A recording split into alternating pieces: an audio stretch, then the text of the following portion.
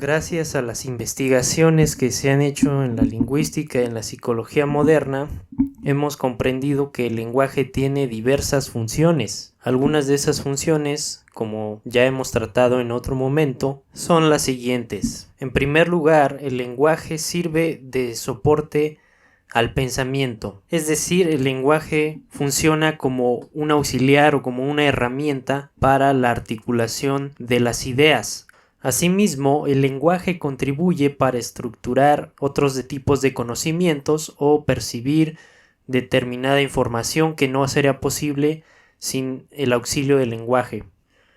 En segundo lugar, el lenguaje sirve para expresar emociones, es decir, que sirve como un canal expresivo cuando se reacciona ante los estímulos del mundo físico y lo que producen en la estructura emocional y en la estructura mental interior.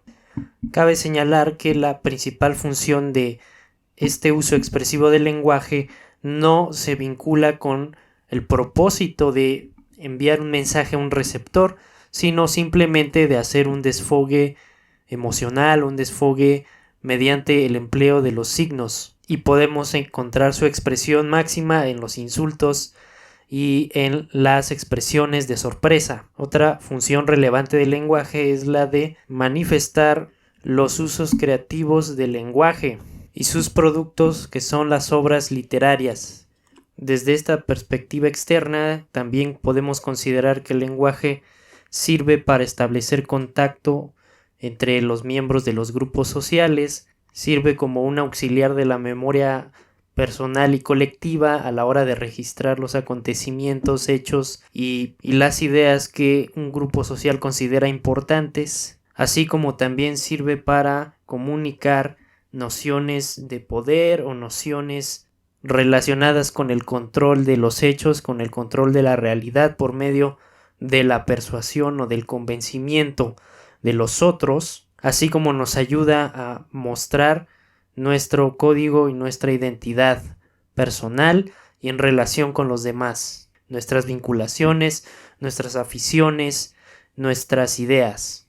Varios lingüistas, estudiosos del lenguaje, filósofos, psicólogos y demás expertos han intentado durante mucho tiempo crear modelos sistemáticos, modelos que expliquen cómo funcionan los acontecimientos que permiten establecer esta transmisión de información de una persona a otra o de una persona a muchas otras, lo que les ha llevado a producir modelos de la explicación de los signos o modelos de la explicación del acontecimiento comunicativo, también así como las funciones que cumple el lenguaje en relación con las acciones o en relación con los propios acontecimientos que no se salen de la esfera de lo lingüístico.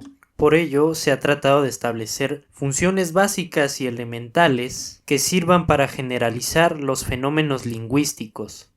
Un ejemplo es el modelo del lenguaje del psicólogo austriaco Karl Wöhler, quien en el año de 1934 presentó en su libro Sprachtheorie un modelo que permitía describir y explicar funciones lingüísticas. A ese modelo él lo denominó organon, con lo cual adquiere la connotación de herramienta o dispositivo. Lo que presentaba era un dispositivo de una situación comunicativa en la que intervienen un emisor, un receptor, un contexto y el signo que emplean para comunicarse. Con relación a este modelo, se entiende que el signo cumple una función triple o establece conexiones triples. Por una parte, el signo se conecta con el hablante, por otra, se conecta el signo con el oyente y por otra, el signo vincula a ambos a una realidad que se representa en él mismo. En el diagrama de Wöhler, el centro circular representa el fenómeno acústico, el fenómeno sonoro concreto que se manifiesta en cualquier encadenamiento de signos sonoros lingüísticos. Hay tres momentos variables que deben elevar esta manifestación acústica, este encadenamiento de sonidos, a la categoría de signo en 3 momentos y relacionándose con 3 funciones. En el diagrama se observa que el círculo está atravesado, hay unas intersecciones entre círculo y triángulo. Cada uno de los lados de ese triángulo representa esas funciones o esas relaciones mediante las cuales el fenómeno acústico concreto se elevará a la categoría de signo. Esta relación entre el círculo y el triángulo en el diagrama tiene una importancia conceptual muy interesante, sobre todo en los aspectos epistemológicos de la disciplina y en los aspectos teóricos que se desarrollarían posteriormente con base en este esquema lingüístico. La relación que establecen ambos es de relevancia. Bühler aquí lo llamó principio de relevancia abstracta. Este principio permite distinguir entre lo relevante y lo irrelevante de una manifestación lingüística, así como los rasgos que deben considerarse y los que deben omitirse al momento de analizar cualquier fenómeno de esta índole. Esto puede entenderse a partir de la distinción que establecieron los lingüistas estructuralistas como el propio Saussure, pero también sus epígonos como Jacobson y Trubetskoy al elaborar el sistema fonológico de sus estudios. Ellos distinguieron que la fonética se encargaría de estudiar los fenómenos acústicos concretos o las manifestaciones concretas, en tanto que la fonología concierne a su estudio especializado de relaciones abstractas entre representaciones de sonidos. Estas representaciones de sonidos toman los rasgos más relevantes, los rasgos distintivos de los sonidos y crean un código para representarlo de manera organizada en relación con otros símbolos que representan otros sonidos. Por ejemplo, hay fonemas que representan los sonidos r y hay fonemas que representan los sonidos s y hay fonemas que representan los sonidos b. Además que sus variantes permiten distinguir en qué se separa uno del otro y qué pasa cuando se vincula uno con otro. Un ejemplo de una oposición entre dos fonemas que sí tiene relevancia es aquella que opone dos consonantes oclusivas velares, como es k y g, k de casa y g de gato, y establece su diferencia. Estas dos consonantes comparten características. Las características que comparten son el modo de articulación y el punto de articulación. Ambas comparten estas características. ¿Y qué las hace diferentes? Las hace diferentes que una es sonora y otra es sorda. Una sonora es aquella consonante que hace vibrar los pliegues vocales o las cuerdas vocales al momento de que el aire pasa por la glotis al pronunciarla. Ese sería el caso de la G. Ahora bien, si la consonante es sorda, quiere decir que los pliegues vocales o las cuerdas vocales no vibran y por lo tanto no producen más que un sonido sordo. Como vemos, estos 3 rasgos permiten establecer relaciones y diferencias entre ambos fonemas, y lo relevante aquí es ese trío de diferencias que permite distinguirlas. Todo lo que no quepa dentro de esas características es irrelevante para el análisis de sus diferencias sistemáticas. Por ejemplo, si alguien pronunciara la P de manera rara o la G de manera rara e incluyera rasgos como vibraciones exageradas o que prolongara demasiado la articulación, cualquier tipo de rasgo que no intervenga en las distinciones establecidas entre ambos fenómenos, o sea, entre ambos fonemas. Bühler determina las funciones de su órganon con este principio de relevancia en mente, basándose también en las enseñanzas del Círculo Lingüístico de Praga, con el que él estaba muy vinculado.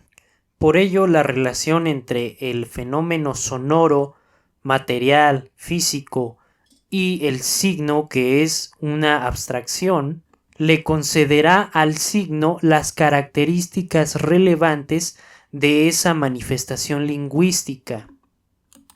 Por eso es que el triángulo abarca un espacio mayor que excede al círculo, porque, dado de un modo sensible un fenómeno sonoro, quien lo experimenta siempre comprende más características de las que necesita para interpretar esa cadena sonora como un signo, que sería el círculo. Si observamos adecuadamente el esquema, notaremos que también hay un grupo de líneas. Ese grupo de líneas simboliza las funciones semánticas del signo lingüístico. Este signo es un símbolo en virtud de que ordena objetos y relaciones. Se interpreta como síntoma o indicio en virtud de que depende del emisor cuya interioridad y pensamientos expresa. Y también se considera señal en virtud de que apela a un oyente cuya conducta externa o interna dirige como dirigen los signos el tráfico. Recordemos el sistema de signos de Peirce con el que este también puede vincularse. Un símbolo era la representación convencional de un objeto. Un indicio es un signo que representa un objeto con una relación de causa y consecuencia, porque el objeto produce un efecto que se interpreta como un signo. Y en tercer lugar estaría el icono o ícono, que guarda una semejanza formal entre signo y objeto. En el modelo de Bühler se integran varias funciones del signo. Al mismo tiempo que es una representación, también es una expresión del hablante y una llamada a los interlocutores. El signo, pues, funciona como un mediador entre los interlocutores y un objeto referente de la realidad sobre el que el signo está comunicando algo. Es por ello que a partir de estas relaciones entre el signo, los hablantes y el referente, se establecen tres funciones del lenguaje: una función expresiva, una función apelativa y una función referencial. Por ejemplo, la función apelativa es la función del llamado. Es aquella que explica la relación que establece un hablante con un oyente por medio de un signo y que está destinada a abrir un acto de comunicación y a establecer esa cadena de transmisión de signos. También está la llamada función expresiva, y esta le concierne al hablante. Es la función que explica el signo como un estímulo. Este estímulo provoca que el hablante tenga la necesidad de manifestar las emociones interiores que pueden representarse en la comunicación. La tercera función probablemente es la más relevante y se trata de la función referencial. Una función referencial es aquella que permite hablar de las cosas que pasan en el mundo, es decir, de los referentes del mundo, y comunicar lo que pasa con ellos por medio de signos. Así pues, las relaciones de los signos, sus funciones y la caracterización de los tres componentes del signo están interconectados. El modelo de Bühler es un esquema muy útil porque puso de relieve algunas de las condiciones necesarias para la transmisión de signos vistos desde una perspectiva teórica y sistemática. Además, en este modelo se basa otro modelo de comunicación, que es el que construye Roman Jakobson, uno de los epígonos y colegas de Bühler, quien retoma estas funciones y añade otras más. Además, este modelo ha tenido una enorme influencia en los desarrollos posteriores de los estudios de la semiótica, es decir, el estudio de los signos general.